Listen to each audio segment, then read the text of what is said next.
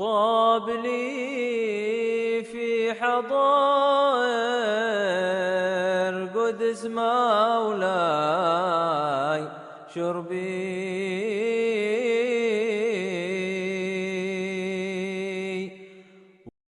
الحمد لله وصفى محمد صلى الله عليه وسلم وعلى أصحابه وأزواجه وذريته وآل بيته ثم إلى أرواح الأنبياء والشهداء والصالحين وأئمة المجتهدين خصوصا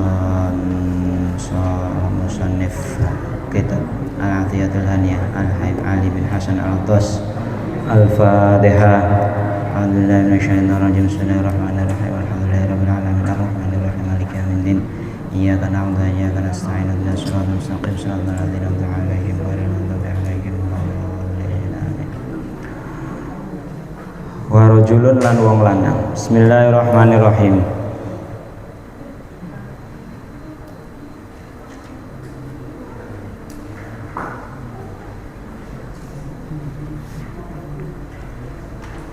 Wa rajulun lan wong lanang ata kang maringaken. Wa rajulun lan wong lanang ata kang maringaken hu ing rajul Allahu sinten Allah. Allahu sinten Allah ilman ing ilmu. Ilman ing ilmu fid dunya ing dalam dunya. Fid dunya ing dalam dunya fadonna nuli medit sapa rajul. Fadonna nuli medit sapa rajul.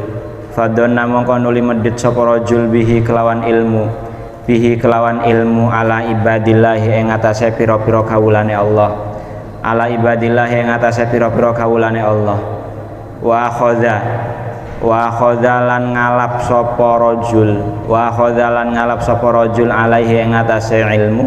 Alaihi ing atase ilmu toma'an ing kumecer.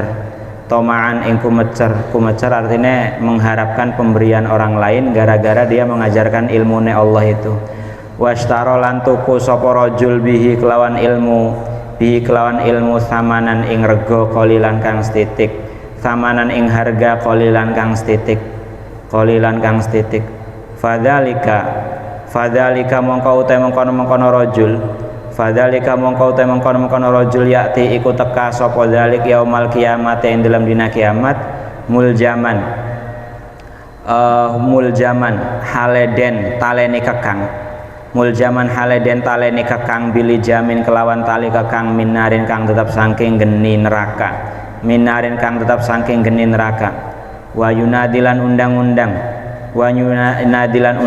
munadin sapa wong kang undang-undang ala ruusil khalaiki ing atase pira-pira pucuke pira-pira makhluk ala ruusil khalaiki ing atase pira-pira pucuke pira-pira makhluk hadza fulan ibnu fulan hadza utawi iki rajul fulanun iku fulan ibnu fulanin rupane putrane fulan ata maringaken hu ing hadza Allahu sinten Allah ilman ing ilmu fid dunya ing dalam dunya fadonna nuli medit sapa fulan utawa hadza fadonna nuli medit sapa hadza bihi kelawan ilmu ala ibadillahi ing atase pira-pira kawulane Allah. Wa akhadzalan ngalap sapa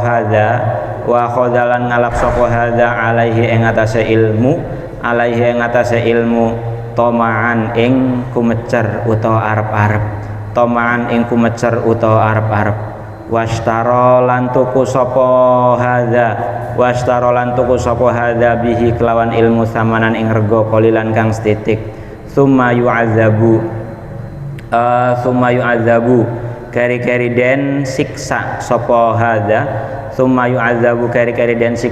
hadza hatta yafrugha sehingga rampung al-hisabu apa hitungan amal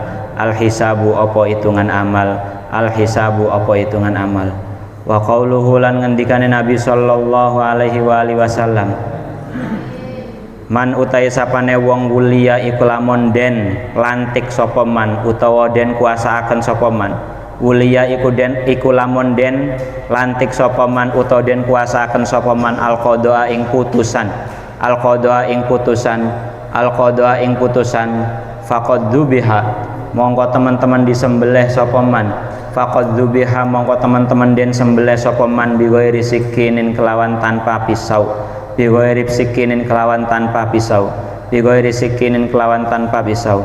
Qala ngendika asyairu sapa syair As-syairu sapa syair wa huwa utawi syair ba'dul qudati iku sebagiane pira-pira qadi.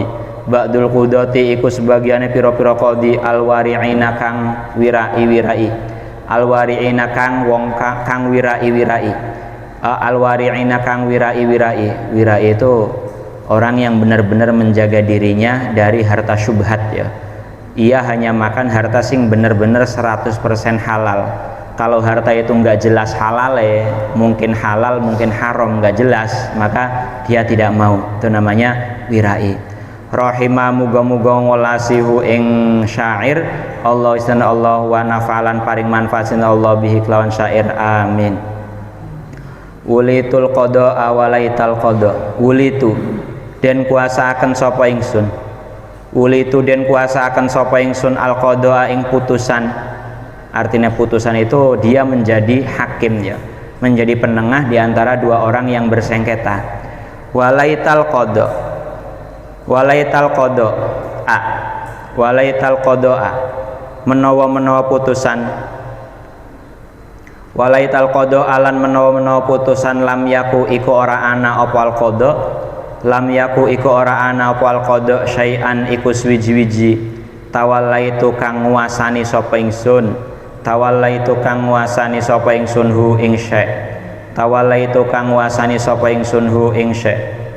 Faqad saqa mongko teman-teman giring. Faqad saqa mongko teman-teman giring ni ing ingsun lil qada'i maring putusan. Lil qada'i maring putusan al qada apa kepastiane Allah. Qada qadar maksudnya. Al qada apa qadae Allah ya, kepastiane Allah. Al qadau apa qada utawa kepastiane Allah. Walam aku lan ora ana sapa ingsun. Walam aku lan ora ana sapa ingsun. Walam aku lan ora ana sapa ingsun kidman ing dalem mangsa kang dingin. Kidman ing dalem mangsa kang dingin. Kidman ing dalem mangsa kang dingin. Taman naitu iku arep-arep sapa ingsun. Taman naitu iku arep-arep sapa ingsun hu ing al qada. Hu ing al qada. Wis ya. Macam yang kedua ya, ada dua orang yang memiliki ilmu, satunya dipuji oleh Kanjeng Nabi, satunya dicela oleh Kanjeng Nabi. Yang pertama itu yang kemarin orang yang diberi ilmu oleh Gusti Allah, kemudian ia mengajarkan ilmu itu kepada orang lain, dia tidak mengharapkan pemberian sama sekali atas ilmu yang ia ajarkan kepada orang lain, dan dia tidak menjual ilmunya dengan harga yang murah ya. Artinya dengan ilmu yang ia miliki dia tidak mencari kenikmatan duniawi, tidak sama sekali. Nah, orang yang mempunyai ilmu ya dengan karakter demikian itu didoakan oleh semua makhluk Allah. Burung-burung di langit mendoakan dia, ikan-ikan yang berada di lautan juga mendoakan dia, setiap apapun yang berjalan di atas bumi mendoakan dia, malaikat-malaikat yang mencatat amal juga mendoakan dia. Dan ketika dia sowan ke hadirat Allah Subhanahu wa taala, dia benar-benar dimuliakan, sehingga salah satu bentuk kemuliaan dia bersama dengan para rasul, dengan para anbiya wal mursalin. Itu orang berilmu yang pertama yang dipuji oleh Kanjeng Nabi. Kemudian yang kedua, orang yang diberi ilmu oleh Gusti Allah ya, orang yang diberi ilmu oleh Gusti Allah tapi dia tidak mau mengajarkannya kepada orang lain. Kalau dia mengajarkan ilmu kepada orang lain, dia mengharapkan imbalan ya, dia mengharapkan imbalan, dan dia juga menjual ilmunya dengan harga yang murah. Artinya apa? Artinya ilmu yang ia gunakan itu ya, dia menggunakan ilmunya bukan untuk mengamalkan dengan lillahi ta'ala, itu bukan, tapi tujuannya untuk mencari kenikmatan duniawi. Nah, orang yang model seperti ini ya, orang yang berilmu yang model seperti ini, suatu saat nanti di hari kiamat bakal diikat menggunakan tali yang terbuat dari api neraka. Ini dia, ini bahayanya orang yang memiliki ilmu tapi dia tidak mau mengajarkan ilmunya kepada siapapun. Jadi ada yang modelnya tidak mau mengajarkannya sama sekali, ada yang orang itu punya ilmu tapi dia tidak sembarang mengajarkannya kepada orang lain. Nah, ini kalau seperti ini bukan model orang yang medit, bukan ya. Karena ada seorang ulama itu kadang punya ilmu ya, punya ilmu, tapi ilmunya tidak sembarangan ia ajarkan kepada orang lain. Nah, untuk ilmu yang untuk orang ulama yang seperti ini itu bukan orang yang medit dengan ilmunya, bukan ya. Sebabnya ilmu itu ketika diajarkan kepada sembarang orang, ilmu itu sangat berharga. Ilmu itu sangat berharga, sehingga ketika ilmu itu sangat berharga diajarkan kepada sembarang orang, yang sama saja membuang-buang harta yang sangat berharga, dibuang begitu saja. Beda ketika ilmu itu diberikan kepada orang yang benar-benar menginginkannya, orangnya rajin ya, benar-benar kepingin jadi orang yang ngerti, maka ilmu itulah diberikan kepada orang yang tepat ya, orang yang seperti itu ya. Orang yang seperti itu. Ada seorang ulama namanya Abu Thohir Ad-Dabbas ya. Abu Thohir Ad-Dabbas itu salah satu pemuka ulama dari kalangan mazhab Hanafi. Itu beliau itu saking alime ya, semua masalah fikih dalam mazhab Hanafi didadiakan sebuah kaidah, dikumpulkan dalam 17 kaidah. Nah, 17 kaidah ini tidak pernah ia ajarkan kepada orang lain. Beliau itu sudah buta ya, sudah sepuh, sudah buta, dan beliau itu salah satu rutinitasnya jaga masjid sebagai marbot masjid. Setiap malam 17 kaidah itu diulang-ulang terus, dimurojaah terus. Itu saking alimnya ya, semua masalah fikih yang ada dalam mazhab Hanafi itu ditaleni, diikat atau dikumpulkan dalam 17 kaidah. 17 kaidah itu setiap malam itu diulang-ulang oleh Abu Thohir Ad-Dabbas itu. Nah, salah satu ulama mazhab Syafi'i, salah satu ulama dari mazhab Syafi'i itu pengen ngerti ya, bukan mazhab Syafi'i, dari mazhab Abu Hanifah juga. Salah satu ulama dalam mazhab Abu Hanifah namanya Abu Said Al-Harawi, itu pengen ngerti. Iki 17 kaidah yang dibuat oleh Abu Thohir Ad-Dabbas itu kaidahnya kayak apa? Akhirnya Abu Said Al-Harawi itu sampai nyumput ya, sampai sembunyi di balik tumpukannya karpet ya, di balik gulungannya karpet, pengen denger kaidah fikih yang dibuat oleh Abu Thohir Ad-Dabbas itu kaidahnya kayak apa, bunyinya kayak apa. Dia nggak bakal tahu, Abu Thohir Ad-Dabbas tidak akan tahu, karena Abu Thohir Ad-Dabbas itu dalam keadaan buta. Akhirnya baru sampai 17 kaidah ya, Abu Said Al-Harawi itu batuk sehingga persembunyiannya diketahui, kemudian dia diusir dari masjid itu. Ya, hanya 7 kaidah itu yang berhasil disampaikan kepada ulama-ulama mazhab Abu Hanifah, sehingga ulama-ulama mazhab Abu Hanifah yang lainnya kemudian menyimpulkan bahwa mazhab Abu Hanifah, fikihnya mazhab Abu Hanifah semuanya itu terikat atau terkumpulkan dalam 7 kaidah itu.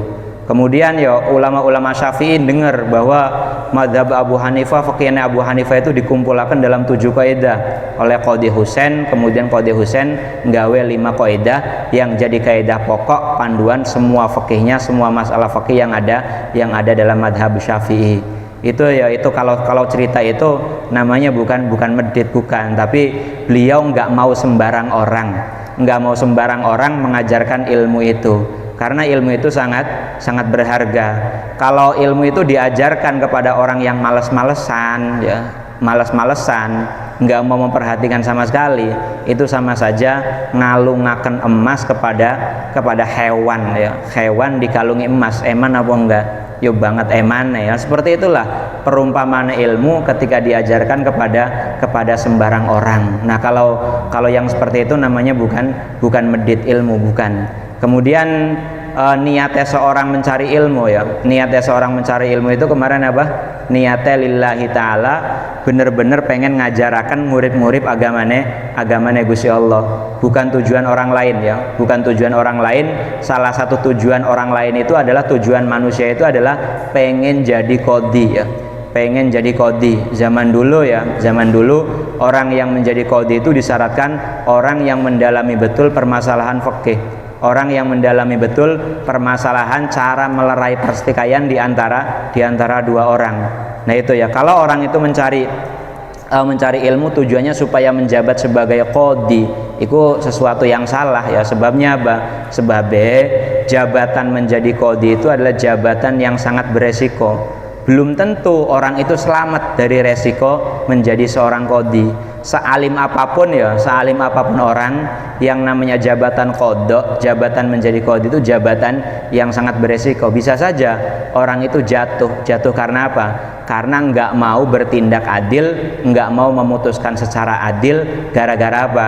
Gara-gara ada suapnya ya, ada uang yang diberikan oleh salah satu dari dua orang yang bertikai untuk menyelesaikan kasusnya, untuk memenangkan kasusnya. Makanya karena resiko yang sangat besar ini ya, banyak ulama-ulama hebat sekelasnya Imam Syafi'i, Abu Hanifah itu ketika ditawari jabatan sebagai hakim, ditawari jabatan sebagai qadhi, nggak mau. Abu Hanifah itu pernah ditawari jabatan sebagai qadhi oleh gubernur Madinah ya, nggak mau ya, sampai di penjara, sampai disiksa juga nggak mau. Kenapa nggak mau? Ya tadi itu wedi ya, khawatir tidak bisa bertindak adil ketika memutuskan pertikaian di antara dua wong mukmin yang bertikai. Tapi meskipun akeh resikone, kalau semua orang yang ahli menjadi qadhi tidak ada yang mau menjadi qadhi, dosa kabeh. Karena menjadi qadhi itu hukumnya fardu kifayah. Jabatan qadha, jabatan menjadi qadhi itu hukumnya fardu kifayah. Sama dengan orang jadi dokter itu fardu kifayah. Jangan semuanya jadi dokter, jangan, tapi jangan juga tidak ada yang mau jadi dokter. Kalau orang itu tidak mau jadi qadhi tapi masih ada orang lain yang ahli, nggak apa-apa menolak. Tapi kalau dia adalah satu-satunya orang yang ahli dalam menjadi qadhi, ditawari menjadi qadhi tapi dia nggak mau, hukumnya dosa. Kalau fardu kifayah itu hanya satu yang bisa melakukan itu, yang ahli dalam melakukan itu, maka hukumnya orang jadi fardu kifayah lagi, tapi hukumnya jadi apa? Jadi fardu ain. Sama dengan ketika ada orang yang meninggal ya, ada orang yang meninggal yang tahu dengan itu ya, yang tahu dengan orang yang meninggal itu hanya satu orang saja, maka wajib bagi dia untuk ngurusi jenazah itu. Hukumnya bukan fardu kifayah lagi. Orang yang menjabat sebagai qadha seakan-akan dia itu disembelih tanpa pisau. Ini maksudnya apa? Maksudnya itu ini kata kinayah, kata kiasan saking gedene resiko orang yang menjabat sebagai qadhi ya. Apa resikonya? Resikonya bertindak curang gara-gara disuap ya. Bertindak curang gara-gara disuap itu ya. Di samping itu ya, yang namanya mahkamah atau pengadilan dunia itu sak bener-bener pengadilan dunia itu bisa salah. Itu kalau pengadilan dunia. Makanya ada yang namanya pengadilan akhirat. Kenapa perlu ada pengadilan akhirat? Karena tadi sak bener-bener pengadilan di dunia masih bisa salah. Sak bener-bener qadhi yang ahli pun ketika dia memutuskan hukum duniawi bisa saja benar, tapi neng akhiratnya salah. Gambarannya bagaimana? Begini contohnya ada orang menempati rumah selama puluhan tahun ya. Ada orang menempati rumah selama puluhan tahun. Karena orang ini menempati rumah selama puluhan tahun, zahire orang itu adalah pemilik rumah itu ya. Hukum zahir ini ya, hukum duniawinya adalah orang itu pemilik rumah itu. Kemudian ada orang yang dakwah itu ngaku-ngaku rumah itu adalah milik saya ya. Rumah itu adalah milik saya mendapatkan rumah itu dari warisan orang tua saya, tapi setelah saya dapat warisan rumah itu selama 10 tahun tak tinggal, tidak diurusi sama sekali. Lah ini secara hukum duniawi ya, secara hukum pengadilan fikih itu cara penyelesaiannya bagaimana? Cara penyelesaiannya orang yang dakwah, orang yang baru datang yang mengaku bahwa dia itu meninggalkan rumahnya selama 10 tahun, orang yang ngaku kalau rumah itu miliknya dan yang ia dapatkan dari warisan orang tuanya, dia harus mendatangkan dua orang saksi. Kalau dia tidak bisa mendatangkan dua orang saksi, maka qadhi harus memenangkan orang yang menempati rumah itu. Ia harus memutuskan yang dimenangkan dalam persidangan itu adalah orang yang menempati rumah itu selama puluhan tahun. Itu keputusannya benar apa enggak? Keputusannya benar meskipun pemilik aslinya adalah orang yang baru datang ini. Tapi kan hukum yang ada berdasarkan hukum manusia, hukum fikih atau hukum dunia, siapa ya? Kalau orang-orang yang ngaku itu tidak bisa mendatangkan saksi, maka pengakuannya ngaku-ngakunya itu atau dakwaannya tidak bisa dianggap. Kalau dia bisa mendatangkan 2 orang saksi, kalau rumah itu adalah miliknya, baru rumah itu diserahkan kepada orang yang ngaku-ngaku itu.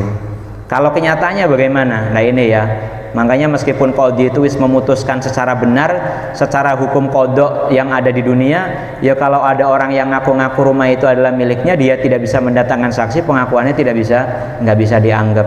Dulu di Bani Israel ya, di Bani Israel itu ada 3 qadhi.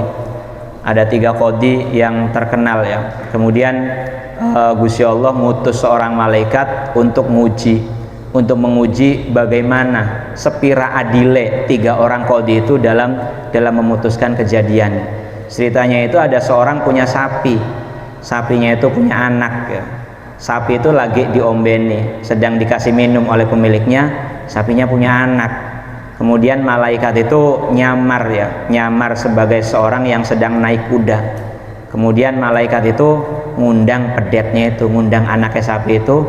Karena diundang malaikat, ya nurut ya. Akhirnya pedete itu ngikuti kuda. Terjadilah percekcokan di antara malaikat yang nyamar jadi manusia itu dengan pemilik sapi itu. Jadi pemilik sapi ini, anak sapi ini ya milik saya, ini induknya ya, induknya ini. Kata malaikat yang nyamar jadi manusianya, enggak ya, anak sapi ini adalah milik saya. Buktinya ngikuti kuda saya terus. Akhirnya kemudian 2 orang ini melaporkan persengketaannya di hadapan qadhi yang pertama. Qadhi yang pertama kemudian dijajal oleh malaikat itu seberapa adile dengan diberi suap berlian ya. Berlian atau mutiara, diberi mutiara untuk memutuskan atau memenangkan bahwa anak sapi itu miliknya orang yang memiliki kuda. Berarti qadhi pertama itu wis gagal ujiannya ya. Gagal ujiannya. Kenapa? Karena kebenaran keputusannya ya, kebenarannya dia jual dengan mutiara itu. Gagal. Kemudian qadhi yang kedua juga sama. Qadhi yang ketiga ketika disuruh memutuskan itu ya. Dia ngomong begini, subhanallah, inni haid ya. Subhanallah, saya sedang haid, saya nggak bisa memutuskan, saya sedang haid. Kemudian malaikat yang nyamar jadi laki-laki itu ngomong, subhanallah, rajulun la yahid, laki-laki itu tidak bisa haid. Kemudian qadhi itu ngomong, subhanallah ya, subhanallah, la yalidul faros nakjatan gitu ya. Nakjatan apa? Anak sapi itu namanya apa? Ijlan ya. La yalidul faros ijlan. Subhanallah ya, yang namanya jaran itu tidak akan melahirkan anaknya sapi. Qadhi sing ketiga itu tahu betul siapa yang benar dengan siapa yang salah itu betul, dan dia tidak bisa disuap menggunakan berlian itu, karena sudah jelas-jelas kelihatan kalau pemilik anak sapi itu adalah orang yang memiliki induknya itu, yaitu kok. Jadi yang lulus oleh ujiannya Gusti Allah lewat malaikat itu adalah qadhi yang ketiga itu, yang benar-benar menegakkan keadilan. Meskipun disuap dengan mutiara atau berlian, dia tetap menegakkan keadilan itu seadil-adilnya. Itu ya resiko besarnya seorang menjadi qadhi, atau resiko besarnya seorang menjadi seorang pejabat itu seperti itu. Kalau dia selamat dalam ujian itu, pahalane gede nih. Bahkan cari Imam Ghazali, asna furudil kifayah, fardu kifayah sing paling gede ganjarane, fardu kifayah yang paling banyak ganjarane, yang paling utama fardu kifayah itu adalah menjabat sebagai qadhi. Sebabnya apa? Kalau seorang qadhi seseorang menjabat sebagai qadhi, dia benar-benar memutuskan itu sesuai dengan hukumnya Allah, maka keputusan kebenaran itu bisa dirasakan oleh banyak orang. Tapi kalau fardu kifayah yang lainnya enggak. Kayak orang ngurusi jenazah ya, ngurusi jenazah dengan benar. Yang bisa merasakan benar ngurusi jenazah itu siapa? Ya hanya mayitnya saja, orang lain tidak merasakan. Begitu juga pejabat. Kalau pejabat bisa memutuskan, bisa memberikan, bisa melaksanakan kebijakan dengan baik, maka yang bisa merasakan keenakannya itu siapa? Bukan hanya pejabatnya saja, tapi orang banyak juga bisa merasakan. Makanya Fudail bin Iyad itu dawuh, andaikan saya itu punya doa mustajab, maka doa mustajab itu bakal tak berikan untuk mendoakan pejabat itu supaya benar-benar menegakkan keadilannya. Itu yaitu resiko besarnya seorang yang menjabat sebagai seorang qadhi itu begitu. Qala syair, ya, sebagian penyairnya ini termasuk qadhi juga. Penyair ini termasuk qadhi yang benar-benar wirai. Wirai itu tidak mau barang syubhat, itu nggak mau. Kalau ia hanya mau barang yang benar-benar halal. Barang syubhat dan haram itu tidak mau. Wulitul qada awalaital qada alam yakun syai'an tawallaituhu. Saya pernah dilantik sebagai qadhi dan saya tidak pernah mengharapkannya sama sekali. Andaikan saja saya tidak pernah menjadi qadhi. Ini kata-katanya menggunakan laita, ya. Kenapa Pak kata-katanya menggunakan laita? Kejadiannya itu sudah lewat. Andaikan saya itu tidak pernah menjabat sebagai qadhi. Tapi ya gimana lagi? Qada Gusti Allah, ketentuan Gusti Allah sudah mengarahkan saya untuk menjadi qadhi, padahal jabatan itu dulu tidak pernah aku harapkan sama sekali. Itu ya. Wa mahallu dzammi utawi panggonane mencela. Wa mahallu dzammi utawi panggonane mencela. Wal ismi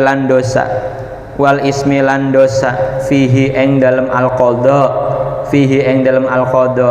innama huwa angin bestine utawi mahalluzam, innama huwa angin bestine utawi mahalluzam ma'atolabihi iku tep ing dalem sertane nuprih qada wa tamannihi lan arep-arep qada amma idza ta'ayyana anapun ing dalem nalikane dadi tertentu apa al-qada amma idza ta'ayyana anapun ing dalem nalikane dadi tertentu apa al-qada wa wajabalan wajib dadi al-qada wa talabalan nuprih mingka saking sira al-qiyamah ing jumeneng bihi kelawan al-qada ahlul halli sapa ahline ngudari hukum wal aqdilan ngikat hukum. Ahlul hali wal aqdi itu orang yang diserai untuk menggawe peraturan, untuk mengganti peraturan, itu namanya ahlul hali wal aqdi. Dalam hal ini ya, orang salah satu kebijakannya adalah ngelantik qadhi karo memberhentikan qadhi, itu namanya ahlul hali wal aqdi. Wa arafu lan ngerti sapa ahlul hali wal aqdi.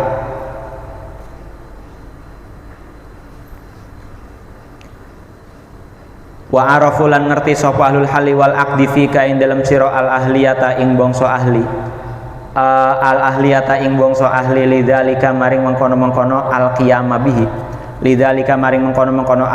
bihi, wa arafta lan ngerti sapa sira angta hiya sira min nafsika sange awak dewene sira al qudrata ing mampu utawa kuwasa alal qiyami ing atase jumenengi bihi kelawan al qada liwajhillahi krana zate Allah mal kuwati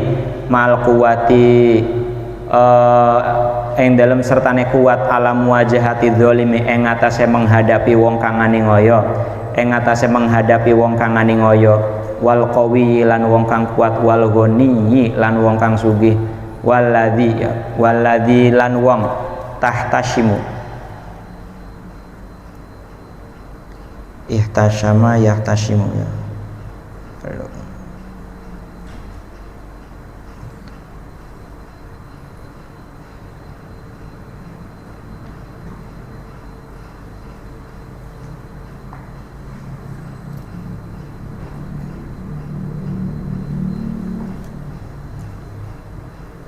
Waladzi lan wong tahtasimu kang dadiaken muring-muring sapa sira. Tahtasimu kang dadiaken muring-muring sapa sira hu ing alladzi. Tahtasimu kang dadiaken muring-muring sapa sira hu ing alladzi bil haqqi kelawan kebenaran. Bil haqqi kelawan kebenaran. Fala ba'sa mongko ora ana bahaya iku maujud. Fala ba'sa mongko ora ana bahaya iku maujud. Kala ngendika sinten Nabi Muhammad sallallahu alaihi wasallam li ba'di sahabati maring sebagiannya sahabat.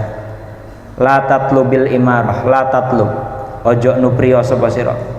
La tatlub ojo nupriya sapa sira al imarata ing kepemimpinan utawa jabatan. Al imarata ing kepemimpinan utawa jabatan fa innaka krana sak temene sira. Fa innaka krana sak temene sira intolabta iku lamun nupri sapa sira. Intolabta iku lamun nupri sapa sira ha ing imarah wukilta mongko den pasrahaken sapa sira. Wukilta mongko den pasrahaken sapa sira ilaiha maring imarah. Wa intulibta lamun den supri sapa sira. Wa intulibta lamun den supri sapa sira laha maring imarah u'inta mongko den tulungi sapa sira. U'inta mongko den tulungi sapa sira alaiha ing atase imarah. Alaiha ing atase imarah. Qala ngendika sinten Allah taala mahalur sinten Allah wa in hakamta fahkum bainahum bil qisti innallaha yuhibbul muqsitin. Wa in hakamta lamun ngukumi sapa sira. Wa in hakamta lamun ngukumi sapa sira fahkum mongko ngukumi sapa sira. Fahkum mongko ngukumi sapa sira bainahum ing dalem antarane annas. Bainahum ing dalem antarane annas bil qisti kelawan adil. Bil qisti kelawan adil. Innallaha sak temene Allah. Innallaha sak temene Allah yuhibbu iku seneng sinten Allah. Yuhibbu iku seneng sinten Allah al muqsitina ing pira-pira wong kang adil. Al muqsitina ing pira-pira wong kang adil. Wa qala lan ngendika sinten Nabi Muhammad sallallahu alaihi wasallam. Innal muqsitina sak temene pira-pira wong kang adil. Innal muqsitina sak temene pira-pira wong kang adil indallahi ing dalem ngersane Allah. Yaumal kiamat ing dalem dina kiamat alamana biro iku tetep ing atase pira-pira mimbar. Alamana biro iku tetep ing atase pira-pira mimbar min nurin saking cahaya. Min nurin saking cahaya. Min nurin saking cahaya. Al-qadha ya. Qadha itu artinya jabat sebagai qadhi. Jabat sebagai qadhi itu kayak keterangan yang di atasnya itu dicela ya. Dicela dan berdosa. Itu artinya bukan begitu ya. Artinya adalah jabatan sebagai qadhi itu mengandung celaan atau mengandung dosa di dalamnya kalau memang orang itu mencari jabatan itu. Orang itu mencari jabatan tersebut dan mengharapkannya. Adapun ketika orang itu adalah satu-satunya orang yang layak menjabat jabatan tersebut dan ahlul hali wal aqdi orang yang punya wewenang untuk melantik dan memberhentikan qadhi meminta kepada orang tersebut untuk menjabat sebagai qadhi. Ahlul hali wal aqdinya juga tahu kalau kamu adalah orang yang ahli dalam hal itu, satu-satunya orang yang ahli dalam hal itu adalah kamu, adalah orang tersebut. Dia juga yakin dirinya mampu menjabat menunaikan amanah itu dengan baik, tidak akan kalah dengan kekuatannya orang zalim, tidak akan kalah dengan kekuatannya orang yang kaya dan orang-orang yang menuntut dia, meminta kepada dia atau mendorong dia untuk melaksanakan kejelekan atau ketidakadilan, maka orang itu wajib menerima jabatan itu sebagai qadhi ya. Wajib, nggak boleh nolak. Sebabnya apa? Sebab ketika dia menolak menjabat sebagai seorang qadhi, maka jabatan qadha itu nanti diambil oleh orang yang tidak layak menjabat sebagai qadha. Itu artinya orang itu tidak memiliki perhatian sama sekali dengan urusannya wong mukmin ya. Seorang mukmin itu kudu harus punya perhatian dengan urusannya wong mukmin. Termasuk ini urusannya wong mukmin yang paling besar itu adalah menjadi qadhi ya.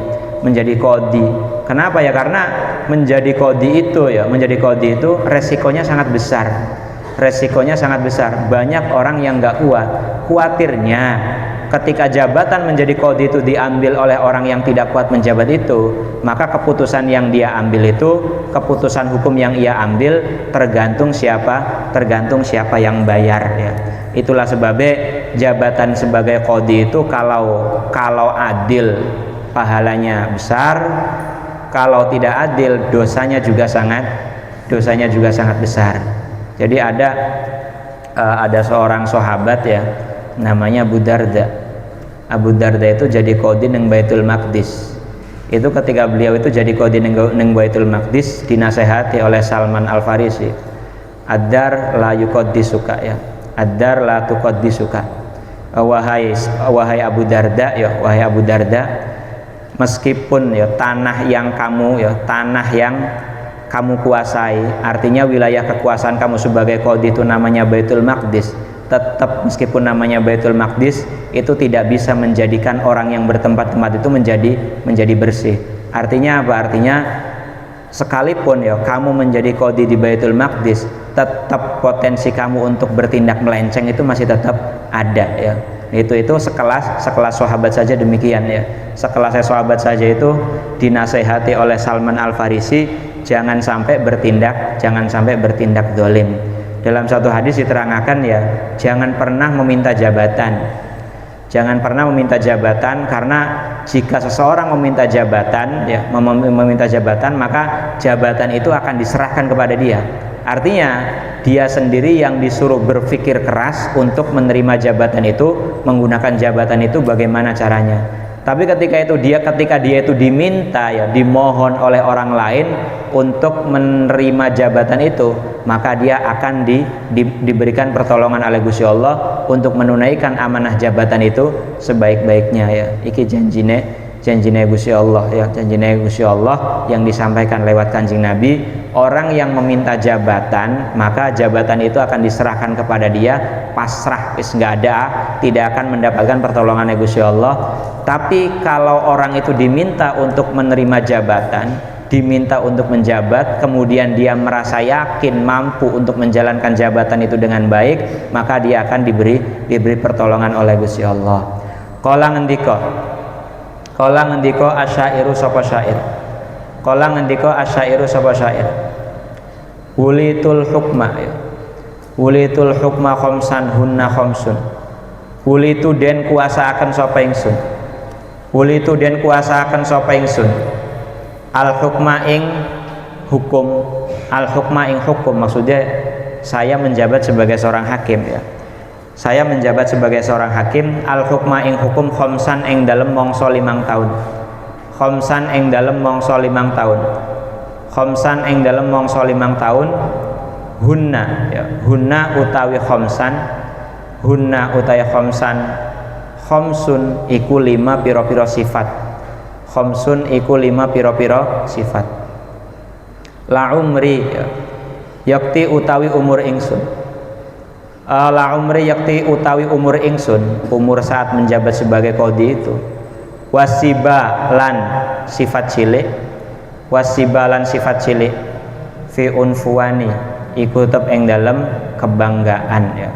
Fi unfuani iku tetep ing dalem kebanggaan. Artinya mulai aku kecil sampai aku menjabat selama 5 tahun sebagai qadhi, hal yang paling aku banggakan itu adalah menjabat sebagai qadhi itu. Bukan sebagai qadhinya dia berbangga itu, bukan, tapi karena dia bertindak dengan seadil-adilnya ketika menjabat sebagai qadhi itu.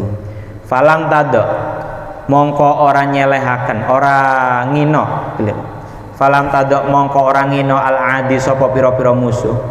Al adi sapa pira-pira musuh qadrasyane ing kedudukane derajat ingsun, ing kedudukane tingkah ingsun. Qadrasyane ing kedudukane tingkah ingsun. Qadrasyane ing kedudukane tingkah ingsun. Wala qalu lan orang ngucap sapa adi fulanun utawi fulan. Qadrasya iku temen-temen menyuap sapa fulan. Qadrasya iku temen-temen nyuap sapa fulan ne ing ingsun. Wal haqqu utawi kebenaran wal haqqu utai kebenaran wadihun iku pertelo wa misbahul huda utawi lampune pituduh wa misbahul huda utawi lampune pituduh yastailu iku mulat-mulat apa misbahul huda yastailu iku mulat-mulat apa misbahul huda wal akibatu utai pungkasan lil muttaqina iku tetep kedue pira-pira wong kang bertakwa lil muttaqina iku tetep kedue pira-pira wong kang bertakwa innallaha ma'al ladzina taqaw wal ladzina hum muhsinun innallaha sak temene Allah ma'al ladzina iku tetep ing dalem sertane wong akeh wal ladzina iku tetep ing dalem sertane wong akeh ittaqau kang bertakwa sapa alladzina walladzina lan wong akeh hum kang utawi alladzina muhsinuna iku pira-pira wong kang bagus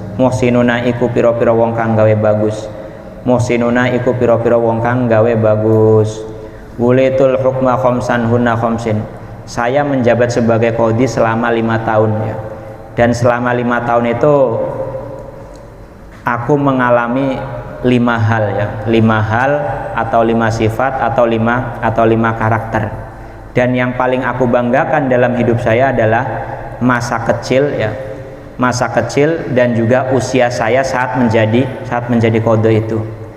Kenapa? Karena saat aku menjadi qadhi musuh-musuhku tidak pernah mencelaku dan musuh-musuhku tidak pernah mengatakan saya menerima suap ya. Itu artinya apa? Artinya orang itu ketika dipuji oleh musuhnya itu benar-benar utama ya. Kalau orang itu dipuji oleh pemuja-pemujanya saja ya biasa saja. Kalau kayak seorang guru dipuji oleh muridnya ya biasa saja.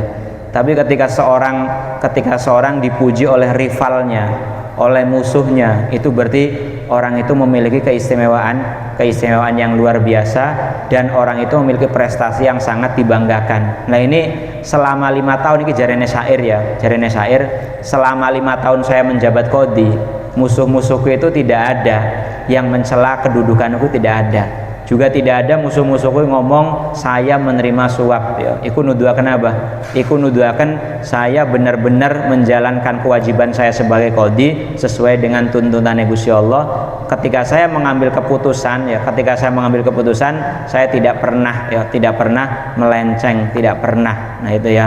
Ada seorang ulama yang terkenal sebagai qadhi itu banyak ya. Abu Yusuf, kemudian Qadhi Husain, kemudian Al-Imam Al-Mawardi, itu imam-imam atau ulama-ulama yang ahli dalam masalah pemerintahan.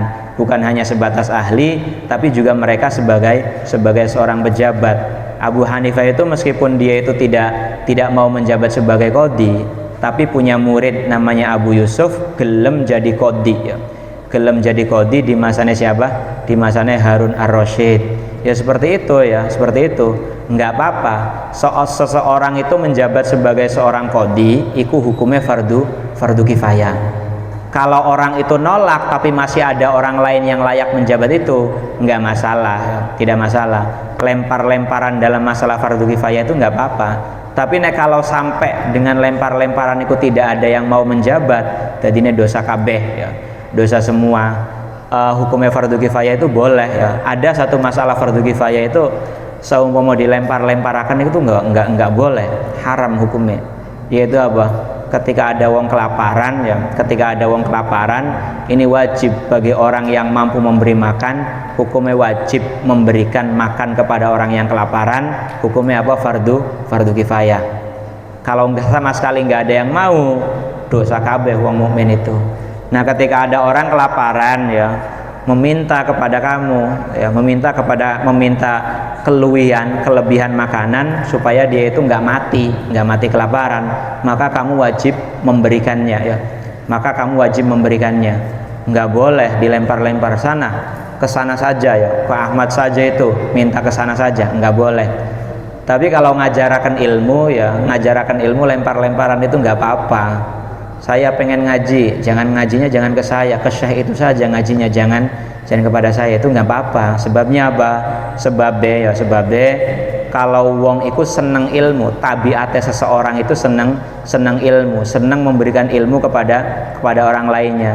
Tapi kalau tabiatnya orang dalam masalah makanan itu biasanya medit. Dalam hal ilmu biasanya tabiatnya wong iku dermawan, tabiatnya wong dalam masalah harta biasanya medit. Makanya hukum fardu kifayah dilempar-lemparakan. Kalau ngurusi makanan, memberi makan orang yang kelaparan, hukumnya haram, tidak boleh ya, karena nanti kalau dilempar-lemparkan terus akan menjadikan fardu kifayah yang seperti ini nanti ya tidak akan terlaksana. Ilmu itu juga begitu ya. Orang yang memiliki ilmu karena ada ancaman tadi ya. Ancaman bahwa orang yang medit dengan ilmunya maka dia akan ditaleni menggunakan tali kekang yang terbuat dari api neraka. Ini dari hadis ini banyak ulama sing alim begitu takut dengan hadis ini, sehingga ketika para ulama itu enggak punya murid, beliau nawarakan bukan para muridnya, bukan orang-orangnya yang meminta kepada dia untuk ngaji, tapi dia nawarakan kepada orang lain untuk apa? Untuk siapa yang pengen ngaji kepada dia. Kayak Imam Ibnu Malik ya. Imam Ibnu Malik itu muridnya sedikit, banget alime, tapi muridnya sedikit ya. Karena saking sedikitnya beliau itu nggak mau terkena siksaan ini ya, yang ada dalam hadis ini. Ketika beliau itu keluar dari Masjid Damaskus, ngenteni di luar pintu ya, di depan pintu beliau nawarakan kepada orang-orang yang baru keluar dari masjid itu, siapa yang pengen ngaji kepada saya, supaya apa? Supaya lepas dari ancaman itu. Dan makanya Ibnu Malik meskipun muridnya sedikit, ada salah satu muridnya yang banget alime sampai sekarang terkenal, yaitu Imam Nawawi yang ngarang kitab Minhaj itu muridnya siapa? Muridnya Al-Imam Ibnu Malik.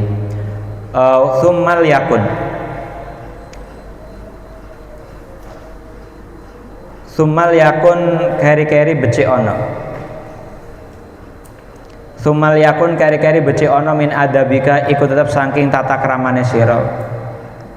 Akhdul ilmi apa ngalap ilmu an ahlihi saking ahline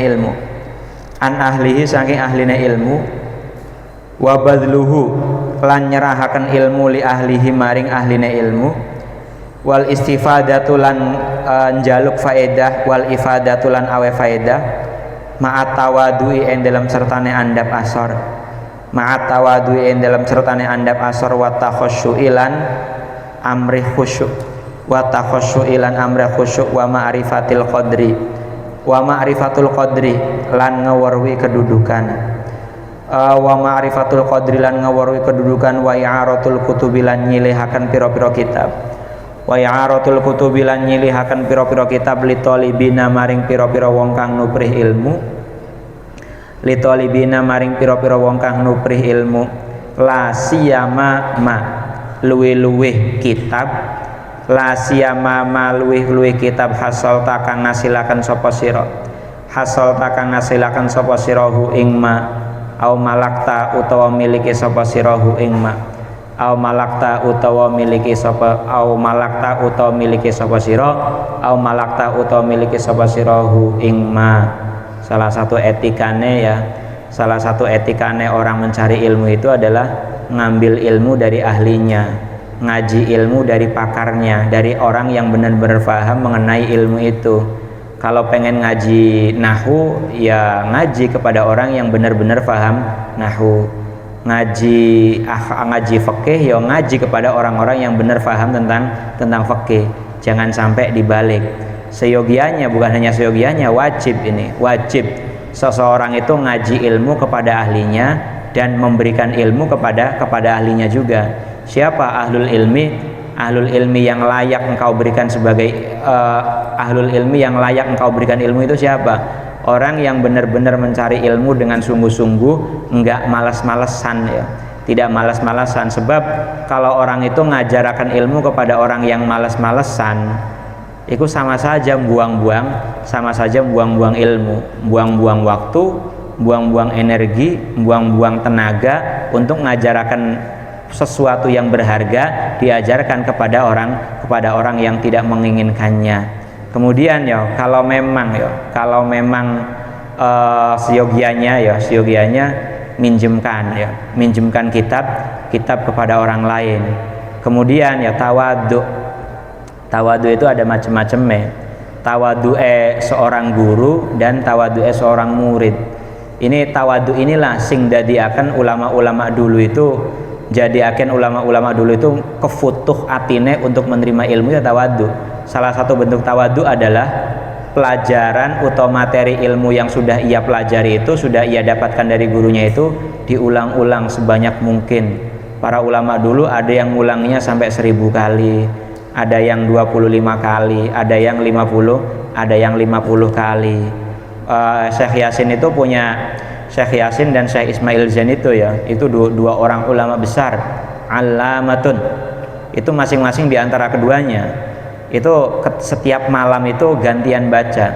Syekh Yasin baca kitab sebanyak 25 kali, Syekh Ismail Zainnya mendengarkan. Kemudian Syekh Ismail Zainnya membaca 25 kali, Syekh Yasinnya mendengarkan. Itu sebagai bentuk tawadu seorang thalibul ilmi kepada ilmu. Jangan sampai bosan. Meskipun orang itu telah mendengar mubtada itu dibaca rofa selama 100 kali dia pernah mendengarnya, tetap setiap kali dia mendengar ilmu itu jangan sampai duweni perasaan lah ini mah sudah tahu, saya sudah tahu. Lah itu namanya sombong. Orang yang memiliki setitik saja kesombongan yang ada dalam hatinya, dia tidak akan mendapatkan futuh ilmu sedikit pun. Amal kutub al-maqufah wallahu a'lam.